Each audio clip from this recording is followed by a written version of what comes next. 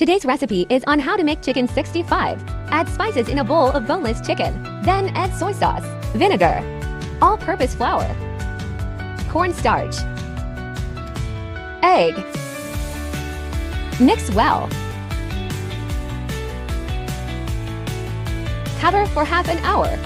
Add oil for frying. Fry for 2 to 3 minutes. Once done, take it out.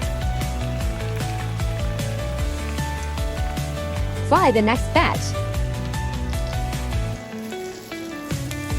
Full video is out on my channel. Please do check it out. Off the flame and fry green chilies and curry leaves for garnishing. Chicken 65 is ready. Thank you for watching. Please like, share, and subscribe.